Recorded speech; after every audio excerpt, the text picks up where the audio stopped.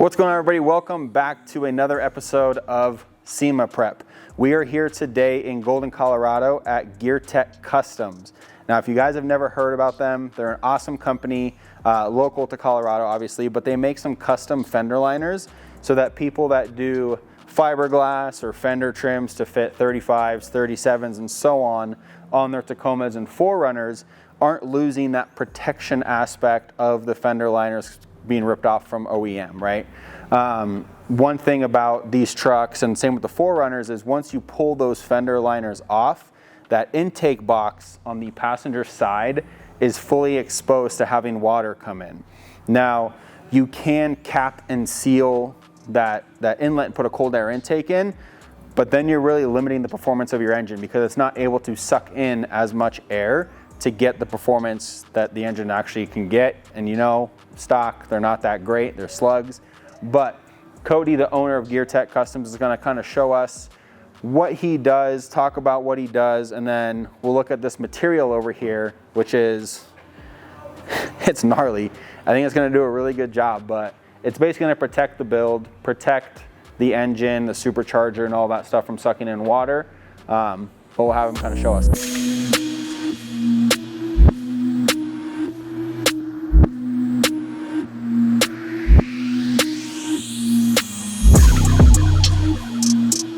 What's up, guys? My name's Cody. I'm the owner of GearTech Customs. Today we got Josh, TheDarkYota's truck in the shop. We're gonna be doing some custom work on here. As you guys already know, Josh has a badass build. He's running these ADV fenders.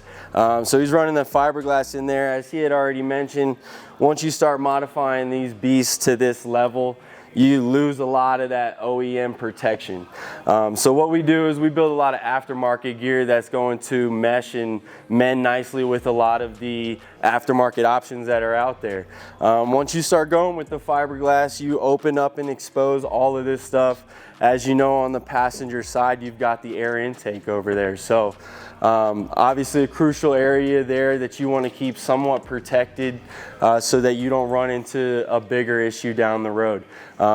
We just had a build in here a week ago that was hydrolocked. So it was a complete rebuild, and we came back in here once everything was said and done and rebuilt. We got it all sealed off so that that's not going to be an issue again.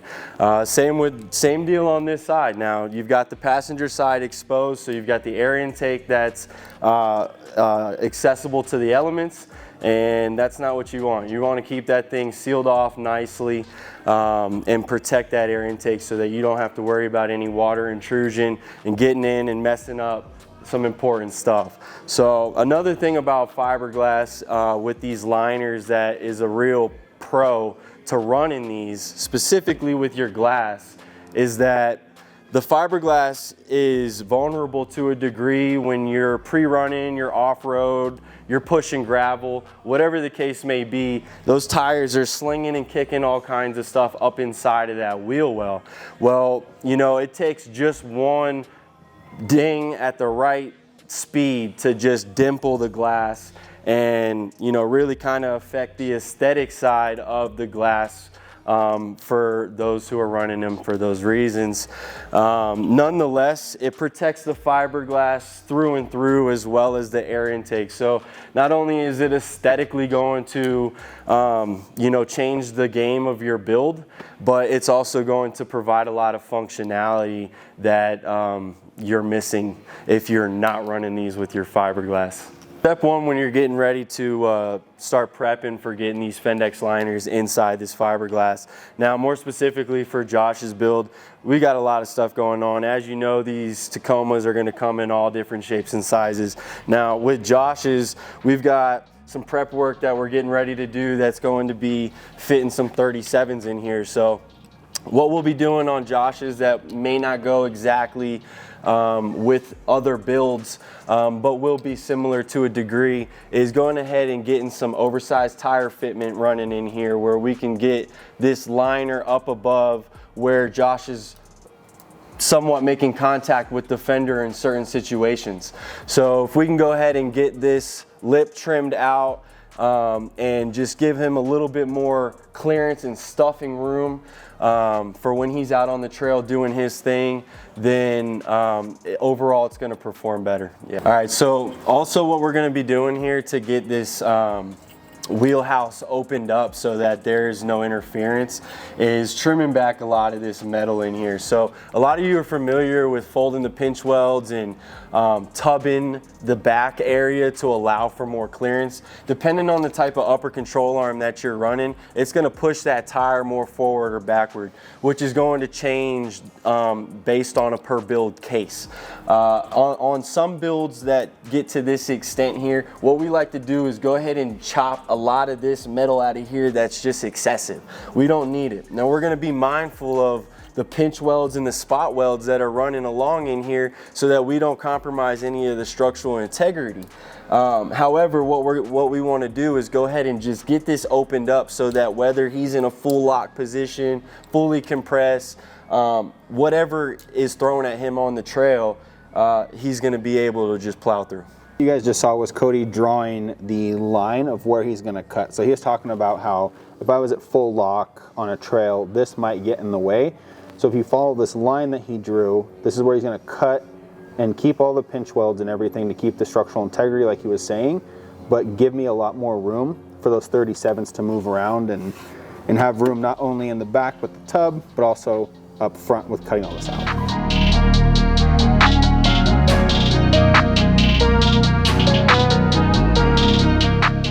So right now what we're doing is just getting this fender tapered off on the lip. As you know, those fiberglass fenders have a really prominent lip that returns back in. We're going to go ahead and taper off part of this on Josh's build just to allow for a little bit more stuffing clearance. The lip is also nice to a degree because it allows that Fend-X liner to hover up over that and just giving you full protection from the outside to the inside.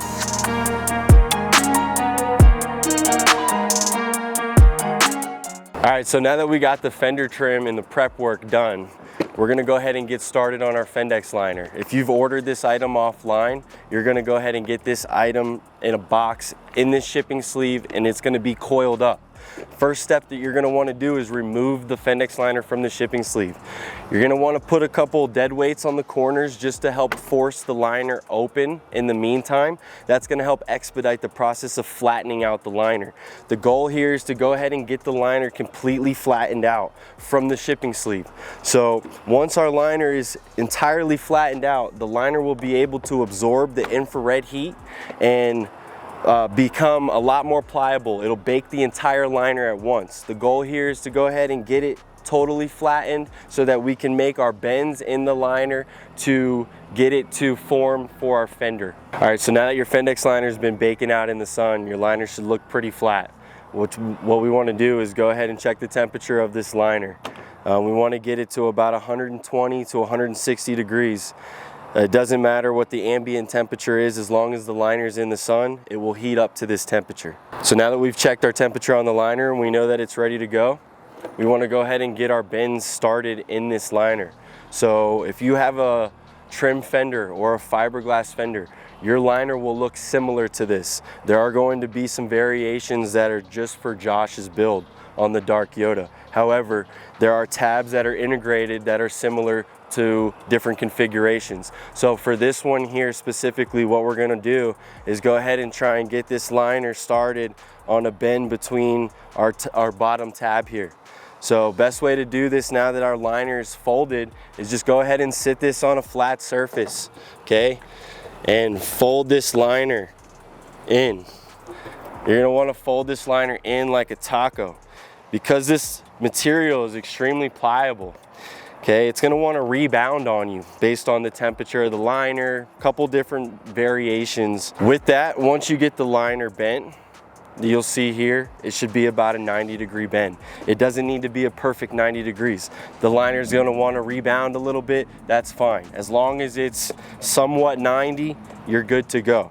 So go ahead and squeeze that like a taco and go ahead and just get it folded in. Boom. Now that you got this bottom section here folded, we're going to work our way into the arched portion of our Fend-X liner. So we're going to move this tab out of the way and bend this tab inward. Go ahead, same style. We're just gonna bend this tab in and run it to the center of our arch. It doesn't need to be bent through and through. We're just gonna run it to the center of our arch here. Okay, so once we get that bent inward, these two tabs are now designed to scissor together. And this will give you a tub effect. So now that we've got our second tab bent in towards the middle, we're gonna go make our way towards the front of this liner. Now the front of this liner's got another tab integrated into it that's going to fold inward. Now these tabs at the end of the day are designed to fold and sit up against the inside of the fender well. Just like the last tab that we bent, we're gonna go ahead and run our bend to the center of the arch. Once our tabs are bent in, this is the effect that you will receive on the Fend-X liner. Now it's ready to go ahead and drop into the fender. Now what we're gonna do here is get our compression nuts set. On all second and third gen Tacomas, there's gonna be some pre-existing holes that exist here in the inner fender well. What we've designed is to go ahead and set one of these compression nuts, otherwise known as riv nuts, into these locations. And this is what's going to allow our Fend-X liner to bolt in and bolt out. Now for the fiberglass fender configuration, we're only going to be using one of two of these locations. However, for video demonstration purposes, this is going to also be applicable for a trim fender. With a trim fender, you'll be setting these riv nuts into these two locations here and be bolting down. There will be pre-existing holes in your Fend-X liner that will align with these. All right, so we're gonna go ahead and get this riv nut compressed into this hole. So go ahead and get your thread setter, get your supplied riv nut screwed in, make sure it's tight, set it into your hole, make sure you're nice and parallel, and set it. Boom, just like that. Now we're gonna go ahead and unscrew this guy. Now we have some hardware that just made this Fend-X liner a bolt-on kit. Now that we got our riv nuts set, we're gonna go ahead and get our liner fitted into the fiberglass fender.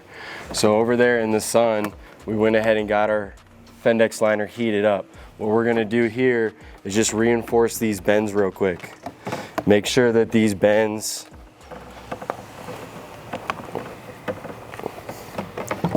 are nice and squared. Now starting with the skinny side of your Fend-X liner is going to be the bottom pocket of the fender. We're going to start feeding it into the fiberglass fender here and being aware of trying to clear our lip at the same time.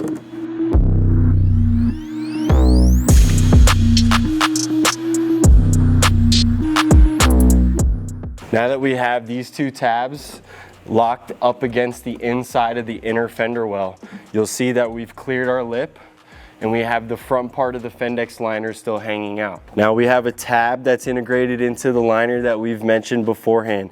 This tab is designed to sit flush against the inside of that inner fender. We've got a pre-drilled hole that's going to line up with the location of where we set the last riv nut.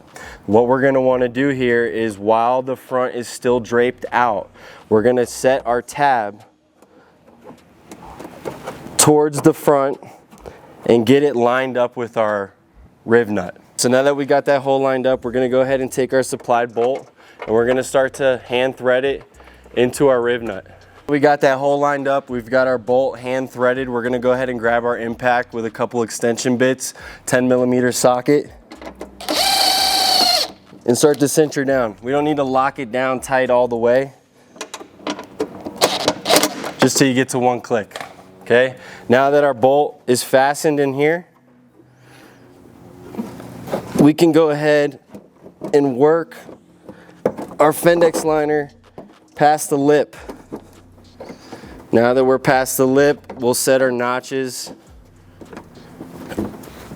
She's ready to go. All right guys, so there you have it. That's the installation with the Fend-X liner for the 3rd gen Tacoma with the fiberglass fenders.